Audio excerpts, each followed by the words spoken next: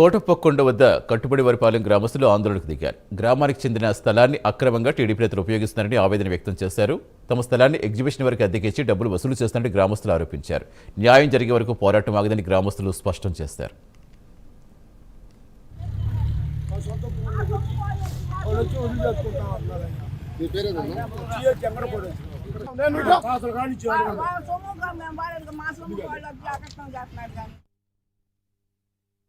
అది కట్టుబడివారిపాలెం చిలకలూరిపేట మండలం. ఈ 1954 కాడ్నిచ్చి ఈ స్థలం మొత్తం మాదే. 10 ఎకరాలు బీడు 1954 కాడ్నిచ్చి హై స్కూల్ కి 10 ఎకరాలు హై స్కూల్ కి ఇచ్చేసాం. ఆ ఘాట్ రోడ్డుకు కూడా మా స్థలాలు మొత్తం ఇచ్చేసాం. మేము ఇంత ముందర ఏ ఎమ్మెల్యేలు వచ్చినా ఎవరు వచ్చినా సరే ఇంతవరకు కట్టుబడివారిపాలెం భూమి అనే తెలుసుకున్నారు కాబట్టి శివప్రసాద్ గారు పోయారు, మళ్ళీ కాసు కృష్ణారెడ్డి గారు పోయారు, గోపిరెడ్డి శ్రీనివాసరావు గారు పోయారు.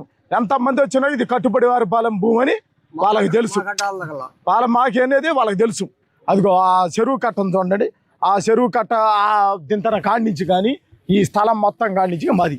దీంట్లో ఏం జరిగిందంటే అనేక ఇబ్బందుల వల్ల కొంత భూమి మేము అమ్ముకున్నాం. ఆ అమ్ముకున్న వాళ్ళ దగ్గర మేము ఈ 10 మంది రైతులు కలువు తీసుకొని మేము బాగు చేసుకున్నాం. బాగు చేసుకున్న తర్వాత నిరుడు ఏడు చాలా విరుద్ధంగా సాగుతుంది. ఏంటంటే ఈ దాంట్లో జాయింట్ వీళ్ళు కానీ ఏదైనా కానీ ఈ స్థలం మీరు వాళ్ళు అడుగుతున్నారు. ఎమ్మెల్యే గారు అరవింద్ బాబు గారు అడుగుతున్నారు. నాగురు అనే వ్యక్తి వచ్చి ఫైట్ చేస్తున్నాడు. మీరు ఇయటానికి ఎవరు, మీకేం సంబంధం అంటున్నారు. మా దగ్గర 25 మంది స్టాంపులు మొత్తం ఈ స్టాంపులే ఉన్నారు. ఈ రైతులు మొత్తం కూడా ఇక్కడికి వచ్చేసారు.